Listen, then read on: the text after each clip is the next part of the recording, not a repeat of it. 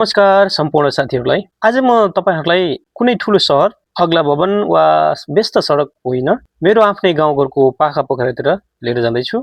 जहाँ चारैतिर हरिया पहाडहरू छन्, डाँडाकाँडा छन्, चिसो हावा चल्छ र बिहान चराचुरुङ्गीको आवाजसँगै गाउँको दिन सुरु हुन्छ। सायद यही ठाउँ हो जहाँबाट हाम्रो जीवनको सुरुवात भएको थियो। सहरमा बस्दा वा परदेशमा रहँदा कहिलेकाहीँ मनभित्र एउटा यस्तो प्रश्न आउँछ, आखिर हामीलाई आफ्नो गाउँ यति धेरै किन याद आइरहन्छ?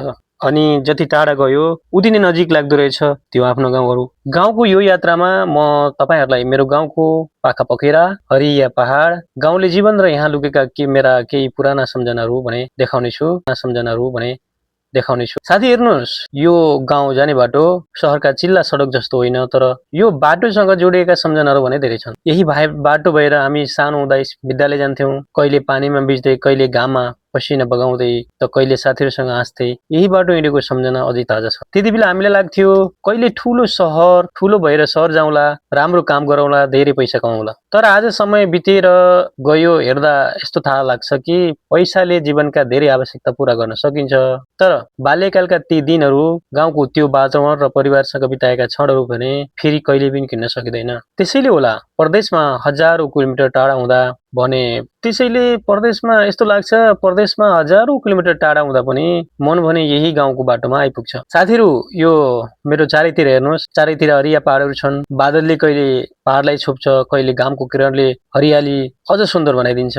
प्रकृतिको यही सुन्दरता हाम्रो गाउँको सबैभन्दा ठूलो सम्पत्ति हो। यहाँ महँगो होटल छैनन्, ठूला सपिङ मल छैनन्, तर यहाँ स्वच्छ हावा छ, यहाँ बिहानको शान्ति छ, यहाँ चराको चिरबिरी आवाज आउँछ, यहाँ खोलाहरूको पानीको आवाज आउँछ, र सबैभन्दा ठूलो कुरा यहाँ प्राकृतिकसँग नजिक भएर बाँच्ने अवसर। यहाँ बिहानको शान्ति छ, यहाँ चराको चिरबिरी आवाज आउँछ, यहाँ खोलाहरूको पानीको आवाज आउँछ। हामी गाउँमा जन्मेका मानिसहरूका लागि यी दृश्यहरू सामान्य जस्ता लाग्न सक्छन्, तर परदेशमा बसेर महिनौसम्म अग्ला भवन र व्यस्त सडक मात्रै देख्दा यही हरियो पहाडको एउटा झल्को हेर्न पनि मन एकदमै आतुर हुन्छ। र मैले तपाईहरुलाई फेरि पनि जोडे, गाउँको जीवन वास्तवमै सरल छ। बिहानै उठेर घरको काम गर्ने, गाई बस्तुलाई घाँसपात गर्ने, खेतबारी जाने, पानी ल्याउने अनि आफ्नो दैनिक काममा लाग्ने। यहाँको जीवनमा सङ्घर्ष पनि छ र सन्तुष्टि पनि छ। किसानको दिन बिहानै सुरु हुन्छ। घाम उदाउनुभन्दा अगाडि खेतमा पुग्ने किसानले आफ्नो पसिना बगाएर हाम्रो थालमा अन्न ल्याउँछन्। एकमुठी चामलको पछाडि कति मेहनत हुन्छ भन्ने कुरा गाउँमा आएर हेर्दा अझ राम्रोसँग बुझिन्छ। त्यसैले साथीहरू, गाउँको माटो केवल माटो हो, यो हाम्रो जीवन हो, यो हाम्रो पहिचान हो, साथै हाम्रो इतिहास पनि।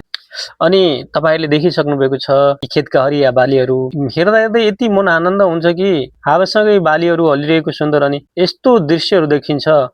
कहिले धानका बाला, कहिले मकै, कहिले कोदो, कहिले तरकारी। हाम्रो गाउँको खेती एकदम केवल आम्दानीको माध्यम मात्र होइन, यसले हाम्रो संस्कृति र परम्परालाई पनि जोगाएर राखेको छ। पहिले गाउँका मानिसहरू एकअर्काको खेतमा सहयोग गर्न जाने चलन थियो, जसलाई अर्म पर्म भनिन्छ। सायद कयौं साथीहरूले यस्तो गर्नुभएको थियो होला। आज समय बदलिएको छ, मानिसहरू रोजगारका लागि सहर र विदेशतिर गएका छन्। त्यसैले गाउँमा अहिले अर्म पर्म गर्ने मानिसहरूको एकदमै कमी छ। तर अझै पनि गाउँमा पुगेपछि त्यो आत्मीयता भने महसुस गर्न सकिन्छ। छिमेकीको घरमा गएर चिया खानु, बाटोमा भेट्दा केही बेर कुरा गर्नु, दुःख सुख सार्नु, यही त हो गाउँको वास्तविक सुन्दरता। तपाईलाई कस्तो लाग्छ, हो कि होइन? गाउँघरमा कयौं परिवारहरू बस्छन्, सबै परिवारसँग एउटा आत्मीय सम्बन्ध हुन्छ, आफ्नै परिवार जस्तो लाग्छ, दुःख सुखमा साथ दिने है। मलाई यस्तो लाग्छ कि अब थोरै तपाईलाई म भन्न चाहे, एउटा सानो बाल्यकालको पनि सम्झना गरौँ है। र बाल्यकालमा के हुन्थ्यो भन्दा पाखा पोखराहरू हेर्दा हाम्रो एकदम बाल्यकालको सम्झना अझै पनि आउँछ है। र हामीसँग त्यति बेला महँगो मोबाइल पनि थिएन, इन्टरनेट भन्ने त कुरै थिएन, ठूला खेलौनाहरू पनि अब त्यो देखिएकै थिएन है। तर हाम्रो खुसी यति धेरै ठूलो हुन्थ्यो कि साथीहरूसँग डाँडामा दौडिने, खोलामा जाने, नुहाउने है, माछा मार्ने, रुखमा चढ्ने अनि तपाईको लुकामारी गर्ने, सानो कुरामै एकदमै खुसी हुने। आज प्रविधिले हामीलाई संसारको हाम्रो हातमा ल्याइदिएको छ, तर कहिलेकाहीँ यस्तो लाग्छ त्यो समयमा हामीसँग प्रविधि कम थियो, तर समय धेरै थियो। आज हामीसँग सुविधा धेरै छन्, तर समय कम छन्। त्यसैले बाल्यकालका ती सम्झनाहरू आज झन् मूल्यवान भएर आउने गर्छ, किनभने अब त्यस्तो त्यो समय फर्केर पनि आउँदैन। न अहिलेका बच्चाहरू हाम्रो बाल्यकालको त्यो एकदमै त्यो रमाइलो क्षणमा त्यसरी बिज्न सक्छन्, न यिनीहरूले त्यस्तो गर्न सक्छ। तपाईँहरूलाई कस्तो थियो तपाईँको बाल्यकाल? सायद यस्तै थियो होला। अनि थोरै परिवार र गाउँको पनि कुरा जोडौँ। गाउँ भनेको केवल पहाड र खेतबारी पनि होइन। गाउँ भनेको परिवार हो। गाउँ भनेको आफ्ना मानिसहरू हुन्। आफू बिरामी हुँदा सोध्ने छिमेकी, दुःख पर्दा साथ दिने आफन्त र खुसी हुँदा सँगै रमाउने गाउँलेहरू, त्यो पनि एउटा गाउँघरका परिवारहरूको त्यो एउटा पहिचान हो। यही सम्बन्धले गाउँलाई गाउँ बनाउँछ। परदेशमा हुँदा कहिलेकाहीँ मोबाइलमा घरको भिडियो हेर्ने गर्छु, अनि आफ्नो घरको आँगन देख्दा मन एकछिनमै गाउँमा पुग्छ। आमा बाबुको आवाज सुन्दा लाग्छ बस अब सबै छोडेर गाउँ फर्क्यौं। तर जीवनका जिम्मेवारीहरूले मानिसलाई टाढा राखिरहेछ। परिवारको भविष्य राम्रो बनाऊ भनी हामी परदेश हिँड्न बाध्य भयौँ। तर शरीर परदेशमा भए पनि मन भने सधैँ गाउँमै हुन्छ। यो मेरो मात्र होइन, यो सम्पूर्ण नेपालीहरूको या सम्पूर्ण विदेशमा आउनेहरूको यो सबैको एउटा व्यथा हो या बाध्यता हो। अनि अब हामीले धेरै कुरा पनि गर्यौं र अहिले अब म तपाईँलाई सानो परदेश र गाउँको तुलना गर्न चाहे। र परदेशले हामीलाई धेरै कुरा सिकाइरहेको छ हैन, सिकाउनु पनि छ। परदेशमा हामी आएर मेहनत गर्नुपर्छ भन्ने कुरा सिकायो। समयको मूल्य बुझाउँछ। समयको मूल्य यति धेरै छ कि त्यो पनि एकदम राम्रोसँग बुझिएको हुन्छ र पैसाको महत्त्व बुझिएको हुन्छ हैन। तर गाउँले हामीलाई अर्को महत्त्वपूर्ण कुरा सिकाएको हुन्छ। मानिस ठुलो भएर होइन, आफ्नो व्यवहारले ठुलो हुनुपर्छ भन्ने एउटा। अनि यहाँको माटोले हामीलाई हुर्काएको छ। यहाँको पानीले हाम्रो तिर्खा मेटाएको छ। यहाँका बाटाहरूले हामीलाई हिँड्न सिकाएका छन् र यहाँका मानिसहरूले हामीलाई मानिस बन्न सिकाएका छन्। त्यसैले संसारको जुनसुकै कुनामा पुगे पनि आफ्नो गाउँलाई कहिल्यै बिर्सनु हुँदैन र सायद कसैले पनि बिर्सनुहुन्न। अमेरिका, अस्ट्रेलिया, जापान र कयौं सम्पन्नशाली देशहरूमा एउटा आफ्नो विलासी जीवन बिताइराख्नुभएका सम्पूर्ण नेपालीहरू, नेपालमा कसैलाई केही पर्यो भने उहाँहरूको मन दुख्ने गर्छ है। जति पनि म भन्छु, जति पनि परदेशमा हुने हाम्रा नेपाली परदेशीहरू हुनुहुन्छ, उहाँहरूलाई देशको माया यति हुन्छ कि त्यो सायद एकदमै त्यो तौलिन सकिँदैन, भन्नै सकिँदैन। त्यो कुनै शब्द नै छैन, सबैलाई थाहा भएको कुरा। यदि मलाई लाग्छ आफ्नो गाउँघर, आफ्नो देशको माया कति छ भन्ने कुरा सायद नेपालमा बस्नेहरूको लागि त होला है। तर जब आफ्नो घर र आफ्नो देश छोडेर मान्छे परदेश हिँड्छ, त्यसपछि एकदमै राम्रोसँग त्यो महसुस हुँदो रहेछ। आफ्नो देशको सीमामा कसैले आएर अतिक्रमण गर्यो, यति रिस उठ्छ। अनि कसैले आएर आफ्नो देशका जनताहरूलाई मार्यो रे, अकालमा मर्नु पर्यो रे, त्यो सुन्दा यति दुःख लाग्छ कि आफ्नै शिरमा परेको एउटा वज्रपात जस्तो लाग्छ कि।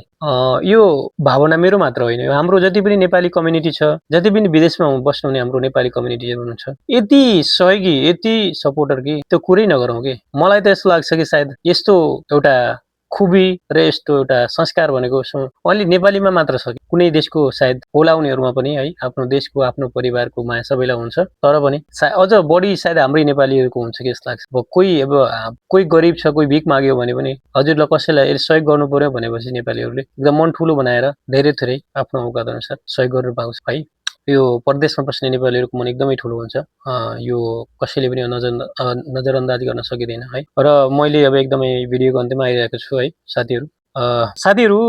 आज मैले तपाईँहरूलाई मेरो गाउँको पाखा पखेरा हरियो पहाड र गाउँको सामान्य जीवनको केही दृश्यहरू पनि देखाएँ है। तपाईँलाई कस्तो लाग्यो? सायद तपाईँहरूको गाउँ पनि यस्तै होला। तपाईँहरू कहाँ कहाँ बस्नुहुन्छ? किनभने हाम्रो देश भनेको 4 भागमा 3 भाग भनेको तराई पहाड हिमालमा जसरी विभाजन गरिएको छ, तराई एउटा समथर भूभाग, एउटा उर्वर शक्ति, र बाँकी 2 भाग भनेको त पहाडले घेरिएको ठाउँ। तराईमा पनि तराईका कुनै ठाउँहरूमा पहाडै देख्न सकिन्छ है। त्यो एकदमै गाउँघर, हरियाली, नदी नाला, त्यो हाम्रो एउटा देशको सुन्दरता नै हो कि। यस्तो सुन्दर सायद संसारमा अरू देशमा छैन होला सायद। सायद तपाईँ पनि अहिले परदेशमा हुनुहुन्छ होला है। कयौं नेपालीहरू मलाई लाग्छ अझै पनि परदेशमा छौँ, किन म पनि परदेशमै छु र धेरै साथीहरूलाई मैले परदेशमै देखिरहेको छु। जुनसुकै देश होस्, तर आफ्नो देश छोडेपछि त्यो परदेशै भयो है। सायद तपाईँहरूलाई पनि आफ्नो गाउँको बाटो, घरको आँगन अनि खेतबारी, आमा बुबा है, आफ्ना परिवारहरू, श्रीमती श्रीमान, छोराछोरीहरू, दाजुभाइ दिदीबहिनीहरू, बाल्यकालका साथीहरूको याद आइरहेको होला है। गाउँ छोडेर टाढा जान सकिन्छ, तर गाउँलाई मनबाट निकाल्न भने कहिल्यै नसकिने रहेछ। किनकि गाउँ केवल एउटा ठाउँ होइन।